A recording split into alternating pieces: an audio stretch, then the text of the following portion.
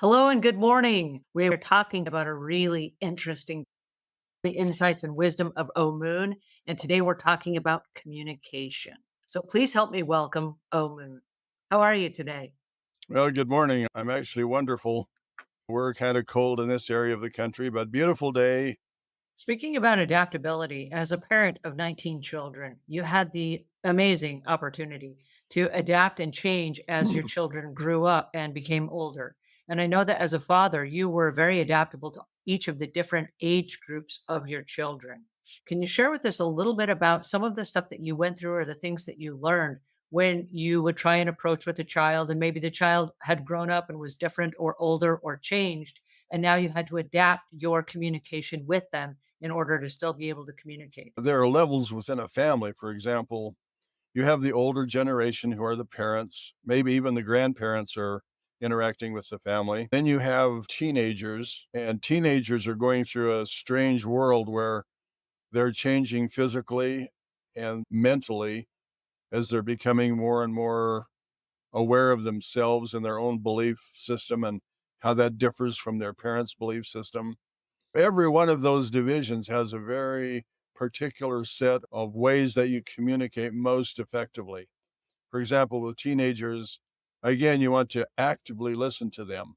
They're trying to tell you why their generation is better than yours and why they're so much smarter than you are and why all of these new things that are happening in the culture are positive things that you're an old fogey for not changing with the times. You have to actually listen to them without interrupting because we have a tendency to say, wait a minute, hold on. There's a whole other picture you need to see. Well, we need to see their picture.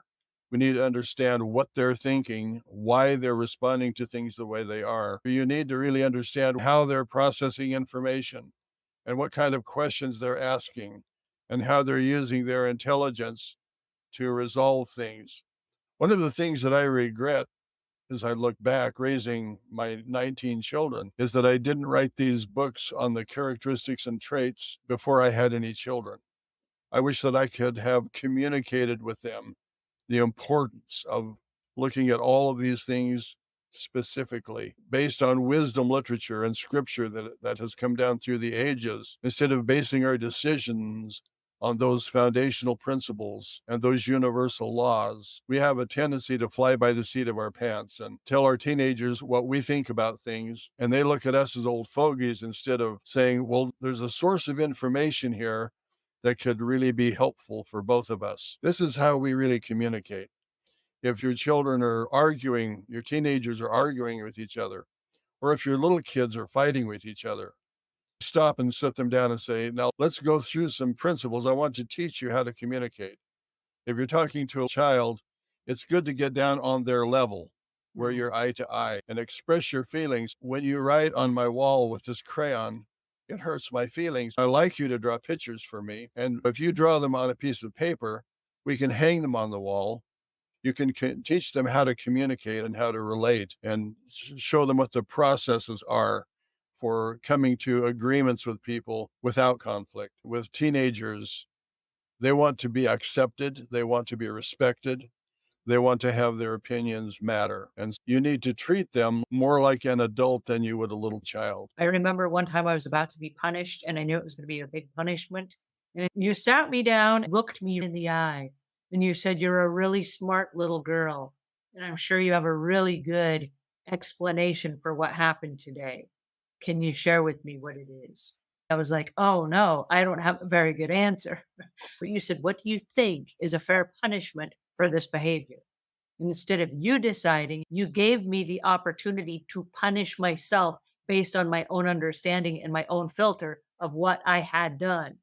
It was very kind and compassionate, and you did get down on my level. That is huge for a parent to understand that, like you said, everybody matters. That stayed with me my whole life. I'm pleased that you remembered that experience in a positive way. It's important as a child becomes a teenager that you give them more responsibility, that you let them help make the decisions instead of just giving them rules to live by.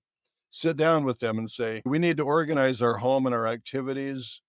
Share with me what you think would be fair. What's a good time for you to be in at night? How should we handle bedtimes? Involve them in the creation process of the rules and the regulations, they will appreciate that. They will have a say in it, and they will have more of a tendency to follow through and be faithful because they help create the scenario. Instead of just dictating everything to them, let them utilize their maturation in helping to make those decisions. As little children, you need to explain carefully what the rules are and what your expectations are. Sometimes we expect kids to behave a certain way, but we really haven't taught them how to behave. Communication is so vast, different directions, but communication is really important. And I hope that we take the time to put a lot of thought and consideration into how we communicate with whom and look at all of the variables and make decisions on how we interact with others. Thank you so much for sharing this. If you haven't already, please get your copy of The Insights and Wisdom of Omuugn. This is volume one. There are actually two parts that are available now. We meet here so that we can discuss the next segment inside The Insights and Wisdom of Omuugn with Omuugn himself. Thank you for joining me. We will see you next time. Have a great week.